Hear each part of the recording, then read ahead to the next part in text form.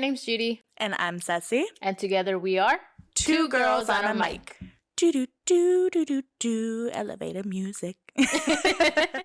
Hey guys, welcome back to another episode of Two Girls on a Mic, a podcast where we talk about anything and everything. I know last week we were out, but I was out sick with a cold.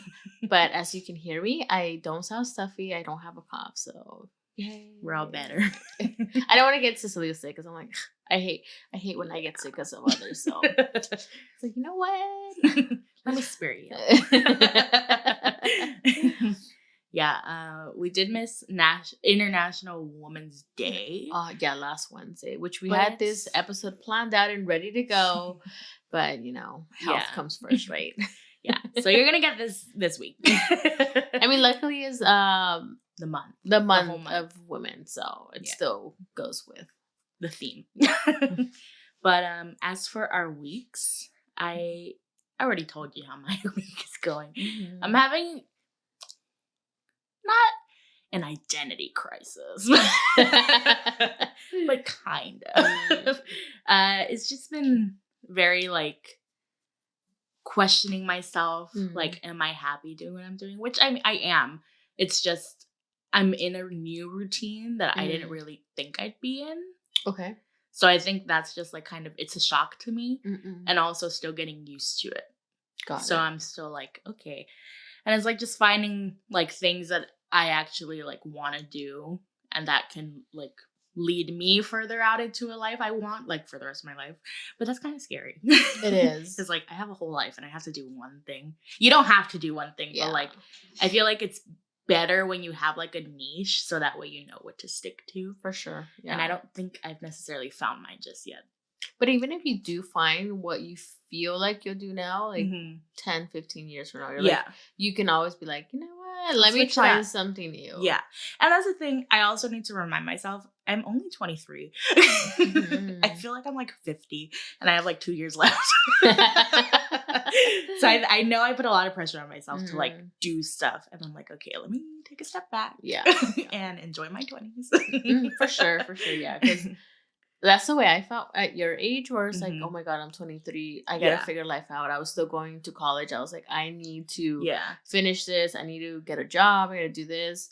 Because I would see people around me or just social media or people have this shit together. I was what am I doing with my life? Yeah. And especially right now with TikTok, because I follow a lot of, I guess, entrepreneurs that are around my age, and they're doing all these things and they know how to balance everything out. But then I every once in a while I'll see most people don't start saving money until they're in their 30s, and it's okay. I still got time. I still have time. And I think I also just compare myself to my parents too. It's when they were my age, they weren't having these. I mean, I'm sure they were having their own set of issues, right? But I feel I just look at them a different way because they're my parents, and I'm I'm not at their level yet. Got it. So, but yeah, I'm just dealing with myself. I think for me, my week has it's been pretty good so far. I haven't had any other than being sick. But I mean, work has been really good. I love the people I work with. But I'm going through a little questioning, do I want to stay in HR? Oh, so you too. A little bit, because I was just don't get me wrong, HR, I love it. It's fun, but also stressful when you just have a lot of, I call it babysitting, people who come and complain about little things, or I'm just you're taking a chunk of my day for something so childish and small, and it's something that can easily be fixed with communicating with each other, and it's just do I really want to deal with this for the rest of my life? You're the parent and they're the kid. For sure. Some cases it does feel like that, and I'm just at that point where questioning do I want to stay in HR? And it's because I don't know if I told you or if I told the podcast, but originally I wanted to go into marketing. That's what I wanted to do, but because I didn't want to stay another extra semester, because I wasn't getting any more financial aid. I had already exhausted it, so I was paying out of pocket. I'm like, I don't want to go into more debt. So it's like, I'll just do HR. I didn't really know what HR was. I was just like, hey, it's a semester less, sure. But now I question, like, I should have stood that extra semesters for something I really wanted. Do you know if you were to go back, would you just have to take those classes, or you have to do it all again? I don't know. But I'm sure I can get. I'm sure I can just go into marketing because it's like within. It's a related field. Yeah, it's still business administrating. Yeah, administration. It would just. You can learn it on the job, but I would have to start from the bottom, like intern or probably like super entry level. You could probably look at certificates too, like online and stuff. So I'm like thinking of doing that, but I'm just like, do I want to take the pay cut? Because I'm at a point where I'm making good money, and it's like, I don't know if I want to start all over and sacrifice how much I've grown and where I'm at. I'm just like, and that's what I've been thinking about too. I'm like, thankfully, every job I've worked within the last 2-3 years, the pay has been going up. And it's like, but to do what I want to do, I have to do the same thing. I would have to go back to start from the bottom. Yeah. And it's like, I don't want to do that. It's a lot of work. Yeah. I'm just like, I don't want to do, some people hate being salary. I love it. You don't get overtime and all stuff, but I'm like, I don't have to clock in. I don't have to deal with all this other crap. I'm like, and starting from the bottom, I would have to be an hourly employee. I'm like, ugh. A peasant. I'm just kidding. I'm just kidding. Total joke. I canceled. Kidding. No, I don't know. It's just a pain having to go clock in and remember to take your lunch before the 5th hour and like all this stuff. I'm like, ugh. Yeah, I know.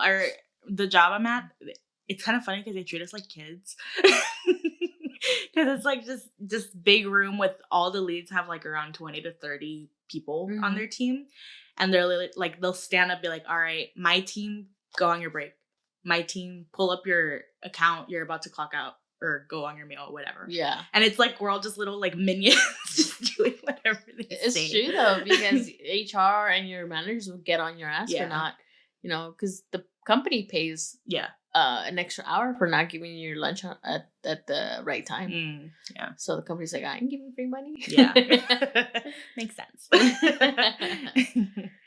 But for Thankful Thursday, I mean, I don't know. Whoa. I was gonna be like, I don't have much to be thankful for, but I do. It's like one of those weeks, where you're just like, I mean, I've been very patient with myself. Matt's been very patient with me lately, with me and my dreams. They're still going on. Oh, really? Did I talk about that on the last episode? I don't know if I did. I don't remember. I think I did.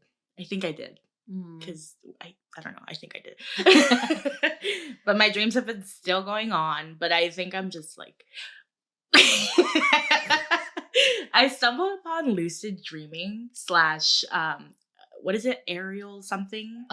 TikTok. And it scared me. Oh my gosh. So I'm going to scare you guys. I basically came across a video of a girl saying that when she was in her dream, she realized she was dreaming. And that's something she had heard not to do, but she decided to do it. Oh my gosh. Was ask the people in her dream what time it was. And she said that everybody in her dream, all at once turned around and looked at her. And they were getting mad. Why did you ask us what time it was? Oh my God. And that apparently somebody she knew grabbed her arm and started running. She's like, you need to wake up. Dream of something and wake up. And so she woke up and she's like, the logic part of me when I went back to sleep was like, don't do it again. But I guess the dreaming me did it again. And the same thing happened. And I learned that you shouldn't do that because some people believe that when you go to sleep, it's just your body resting, but your soul goes to a different dimension or something. And that you don't want the people in your dream, because apparently they're real entities, and that you don't want them to know you're human because otherwise they'll try to come back with you. And by you asking what time it is or what day it is, it doesn't work like that in their universe or whatever. So by you saying that, they automatically know that you're human. And so they try to come back with you. Oh my god. So what if they were to come back? Like, how do they like? If they're in your head? Yeah. Well, I kept going in, and apparently this girl, she was explaining why you shouldn't do that. She's like, we could fix it, like, because she said that somebody she knows like did it, and something came back with it, and they described it as like them only being in control of their body like 40% of the time. The rest of the time, they felt like it wasn't them doing everything. Oh my god, that is so freaking weird. So yeah. So I'm like, thankfully I haven't done that in my dreams. I don't think I've ever realized I was in a dream. I know when I'm in a dream, like, because I'm like, okay, either something that I would never do, or it's just so weird that it's not. So I'm like, okay, this is a dream. Wake up. So that's scary. Yeah. Now that I know it, I'm like, just don't be suspicious. So I guess I'm thankful that I haven't done that before. That's not really what I'm thankful for. I'm thankful for everything right now. I am thankful for. Oh, I'm thankful that I've been going to the gym consistently 3 days out of the week. I've been really consistent because the gym I'm going to, so an all women's gym. So it's motivating to go there and not have to deal with the guys. Yeah. So that's good. That's good. Yeah. Actually, yeah, I've been meal prepping. Nice. If you want to go watch my vlog on TikTok, but I like started looking at more recipes and stuff. I'm like, I just want to try different things, and it's like, wow, I know how to cook. Chef Cecilia. I know. But yeah, this week's episode, we decided to kind of like just talk about women. I wouldn't really call all of these like famous. The things they might have created are famous, but I don't think everybody always knows about like who founded those. So we came up with some businesses and some like just like actual inventions that were all made by women. Oh my god, I'm gassy. I drank a Coke Zero. But yeah, I guess I could start first. So I heard about this from TikTok like 2 years ago, but it's Jillian Anderson and Devin Starks. So they basically did Uber, but for women only. And so like the drivers are women. I don't think you could get a male, at least from what I saw. Like it's just everybody's woman. Is it something Jane? Or something? No, it's called Her Ride. I just realized I didn't say it. Oh, okay. The only thing is, it's only in Atlanta right now, but they're trying to expand. So if you live in Atlanta and you use Uber, try this so they could expand. Because that's my thing. I don't like going into Ubers. Yeah. Especially when you're by yourself, because you never know. Like, there's been things done. I know. So I thought it was pretty cool because one of the girls, I think it was Jillian, she was an Uber driver, and she realized that, like, girls would tell her they felt more comfortable with her, and they would ask her like if they could, I guess, like have her phone number so they could just text her if they need a ride and pay her rather than go on Uber and try to get a girl. Got it. Because I think Uber is a male dominated app. Yeah, from the drivers. So yeah, that's pretty much what they do. Oh, and they pay their drivers more than like Uber and stuff. So support them. Nice. What is it called again? Her Ride? Her Ride. Yeah. Now we'll put the links for everything. Yeah. One that I came up with that I saw that I knew about it, but I had forgotten about it, was the creator of Beauty Blender. Her name is Ria Ana Silva. And most of mine, I wanted to keep it to represent like who I am as a person, like Hispanic from that kind of culture. And I remember when I first heard that it was a Latina who came up with the beauty blender, I'm like, look at us go with a sponge. But yeah, she's actually Mexican and Portuguese American. So she started the beauty blender. I mean, it is a little pricey, but it works. Yeah. Even though there's dupes. Yeah. But I mean, but she was, she started the trend. Yeah, there was nothing out there that before the beauty blender. Yeah. So I feel like they've paved the way for, different kind of beauty blenders. So. Yeah. This one's a bit of a smaller one, a small business. Yvette, I'm sorry if I say any of these names wrong. Aragon Herrera. But if you like spooky things, she's the founder of Black Stitch Bruja. I can't roll my R's. But I'm gonna read her little thing that she has on her website. Okay. She put, "One day I taught myself how to sew and showcase my DIY items on Instagram. To my surprise, I received a ton of requests to start my own store. Being a plus-size queer Latina, I wanted to make sure all my items were gender fluid and ethically made. So she made the brand in 2018. And she does handmade bags and like I think she does cardigans too. So and it's all like horror related stuff. Oh, nice. So it's very niche, but it's very cute. And she does like some Mickey stuff too. Horror Mickey? Yeah, actually. And conchas. Oh, that's cute. I love it. Okay. Another person that I like and I actually use their stuff is Patty Rodriguez. She's the founder of Little Libros. I don't know if you heard of them, but they're children books that are usually like Hispanic what do you call it? Icons. So like the first one that she released was the Selena one. It's very popular. I don't know if you've seen the one that Joey has in his room, but he has like a Cantinflas one. And but there's different, every book is like has like a Hispanic or Latino influence to it. But I didn't know that she originally worked at Kiss FM with Ryan Seacrest. Yeah, so she was one of the one who, I don't know if you are familiar with Ryan's Roses. I don't know. So Ryan Seacrest has a segment where somebody will say, hey, like I feel like my husband or my girlfriend is cheating, and they call the person and they ask them, oh, hey, we have a promotion, we're a new boutique, do you want to send out roses? And like, oh, so she was part of that, and she was there, and then she ended up leaving to you know, do this. Yeah. So I'm like, that's pretty cool. Yeah. You know, I didn't get to listen to Ryan Seacrest that much because they didn't reach Hesperia. Really?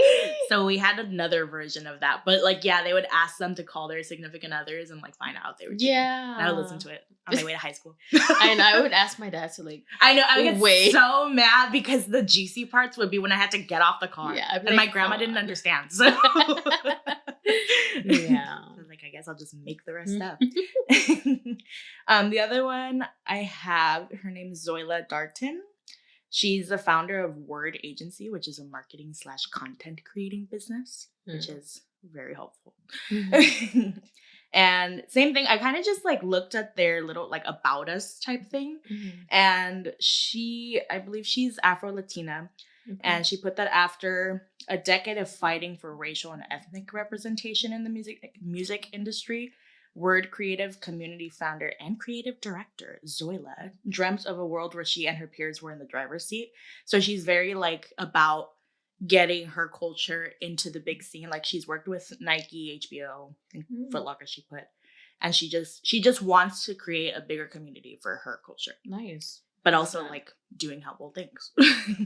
So cool. Yeah, she believes in representation in front and behind the camera, which I think is important because like on social media, it's like, oh, we want to see the representation and everything. But it's also like people want to work there too. It's not just about what you're showing to the world. It's like what's actually going on behind like your social media. So I thought that was pretty cool. And they offer a lot of like cool stuff. So if you want help like marketing or any of that stuff. Ooh, I need that link. Yeah.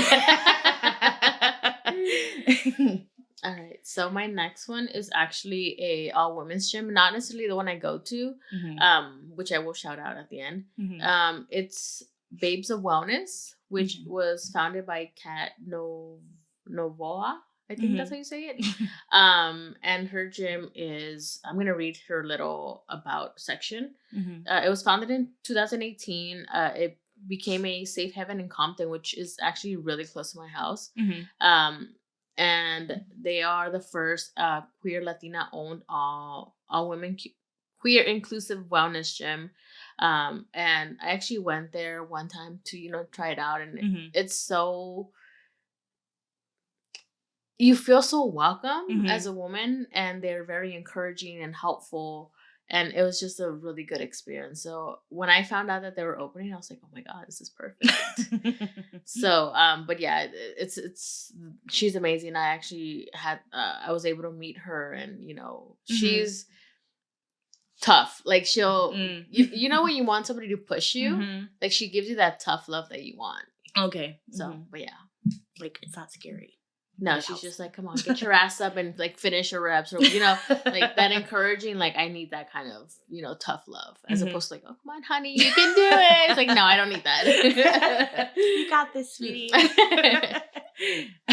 My next one, I've never used this personally, but we know some people that it worked out for them. The founder of Bumble, Whitney Wolf Herd. So she basically, I guess the reason behind why she wanted to make this is that she felt like, I don't want to put the words in her mouth, but from how I read it, it kind of seemed like she was sorry, Freddie's barking. But like she was tired of girls having to wait for the guys to make the first move. Like on Tinder, it's usually the guys who message first and stuff. Right. If you're not familiar with Bumble, it's the girl has to message you first. Otherwise, you can't talk to them. Oh, I like that though. Yeah. Like you can match, because like people could get weird. So, but she was basically like, I'm tired of girls like just having to wait, quote unquote, wait, because you don't have to. You could talk to them first. Right. And so that's like what she made this for. Like, I guess kind of pushing your boundary to like, you could do it. Like, just talk to them. Nice. Get the conversation going. Okay. My next one is actually the person who invented the wipers for our cars. I didn't know it was a woman, but I love it. So this is how she, came to this creation. So she was, so apparently in 1903, cars were still kind of, not a big thing. They were. So whenever it would rain, the driver would have to, get off and like scrape while they were driving. So like you would have to like go over the window. You're like, so when she was in a car and she saw that, so she started trying to figure out, okay, what can we do, to fix that? Yeah. And she got the patent for it, but I don't think she fully got everything like completed. Like it didn't it didn't take off because people didn't think it was needed. It's like it was gonna be a distraction. There's like try to stick your arm out the window. Yeah, so what does it say? Many felt that the movement of the windshield wipers would distract the drivers. And it's like, really? I feel like if it would have been a man who would have done it, they're like, oh my God, you're so smart. He's a magician. This is the last business I have to talk about, but Rebecca Alvarez, she's a co-founder of Bloomy, which is a sexual wellness brand that's available at Target. Not sponsored, but it could be. But the cool thing about this brand in particular, it's like you could get a lot of stuff from it, anywhere between like candles to sex toys. So like everything to get you in the mood, right? But she is a sexologist, which those people, like the way they understand not just the physical like of you, but like the mental, everything behind you. I think that's perfect for like this type of business, because it's like you want to feel other than like, ooh, like it feels good. Like you want your brain to feel good. For sure, too. Yeah. And so it provides inclusive sexual education and intimate health essentials for all the bodies, because I think that's important too. Like you need to know what your body likes, because I think it's like, I know for me, when I was like looking at TikToks and stuff of like what girls like being done to them, like I don't know about that, like I don't want that done to me. So you understanding what you're comfortable with without feeling like you're burdening anybody, because you shouldn't feel that way.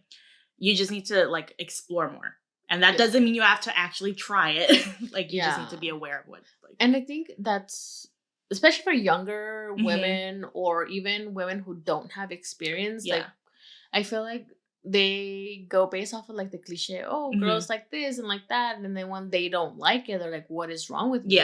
Everybody likes it. Why and it's like, this is what the guys want me to like, or girls. And it's like, No, not everybody likes. Like, there's a lot of people may like very similar things, and it might be a popular thing, but doesn't mean just because you don't like it doesn't mean it's not that something's wrong with you. Yeah, like it's fine not to like that. Yeah, so it's okay. Just talk about it. But like I said, you can find her stuff at Target, and I might go get some out. Target trip at 10 p.m. So my last one is the founder of Rizos Curls. It's Yulisa Prado. She created a brand for curly hair care. So I always struggled when I was younger to really find just product for curly hair. The only thing I remember using, or my mom using on me, was Ricitos de Oro. I'm sure most of you may remember, but it was a shampoo specifically for girls who had, or just kids who had curly hair. But ever after that, like, I wouldn't see really much products for curly hair. So she is actually the first Latina-owned curly hair care brand sold in Ulta, which is super cool. Yeah, it's cool, but it's also like, I know, it's like, why did it take so long? But that's amazing, you know. And they're also at Target. Target, yeah, Target's at Ulta. And I actually, I've oh, that's true. I've actually tried the products, and they're really good. So if you guys are looking for like curly hair product, those are really good. And then when I read this, I was a little like, what the fuck? They're also the first Mexican-owned curly hair line available at Sally's Beauty in Mexico. Yeah. Like, how? It's Mexico. But I mean, that's amazing that you know, companies like this, or founders that are, you know our hair, like, they get to break into these stores that never had these products, and now people, you know, can have those available. And they actually collaborated with Mexican singer Thalia. She's really popular. I don't know if you know her. I don't. But she's like she's super popular. That's pretty cool. You know, that they're growing and getting themselves known out there. Yeah. Sorry. Oh, excuse you. I just remembered a girl and I forgot her name, so I'm gonna try to find it. But okay, her TikTok doesn't have her name. But I'll send you a screenshot of the TikTok. You've probably seen it, but it's this girl who, her dad, I think, has diabetes or something like that. So she made the sugar-free chamoy. Yes, I know who you're talking about. Yeah. You want to zoom in there? But I think she's starting to get sold in like more grocery stores. I don't think any around us. I know there's some in the valley, but I'm like, make its way over here. Is it I Love Chamoy? Yeah. So I want to try it. Oh yeah, I don't think I tried hers, but there is another company that has it, but theirs was very like green. No, it was just too watery. Like, it didn't have the consistency of chamoy, but it was still good. Yeah. I wanted the consistency. So I really want to try it out. So yeah, maybe we should do a video where we try out different, like, chamoy. Not chamoy, like just sugar-free stuff. Like, just different products from different, like, women, and see, like, food stuff or something like that, so we can eat. We just gotta make the time for it. So we can eat. Okay, I'm gonna do the last of mine rapid fire. So the car heater. This winter, when you're cold and you're turning on your car heater, Margaret A. Wilcox did that. It was in the early 1900s. I think in like the 20s. Oh, wow. I read the late, what are they called? The 10s? Late 10s, early to mid 20s. Apparently, being a mechanical engineer was like rare. So it was even more rare that she was a woman. Oh, wow. Doing it. Look at her go. She's like, I ain't freezing my ass off anymore. The space station power system. We may not think it's important, but it kind of is. That was by Olga Gonzalez Sanabria. She was from Puerto Rico. Nice. And she did that in the late 70s. Yeah, they're like these battery things that could be operated for over 15 years. Yeah, not like our little double A's that give up after like a few days. Grace Hopper, she was the first one to kind of like find treatments for malaria and also apparently epilepsy. Like, she was doing some research and she just discovered drugs that could treat malaria and epilepsy. I wonder how that happens. Well, let's see. She's the first woman to earn a doctorate in science from any Indian university. Her area of interest was mostly in the study of medical plants and organic chemistry. She extracted and researched the active chemicals that made the plants curative. I mean, that makes sense because nature heals. And then lastly, Mary Van Britten, and she did the home security system. And it's kind of cool because she lived in Queens. Ugh. And she's like, I'm tired of all this crime. So I'm going to prevent it. Love it. I love it. So that was Mary Van Britten. I don't remember if I said it. But yeah, that's like some of the old and some of the new businesses / inventions. Awesome. Well, yeah. Hopefully you guys enjoyed.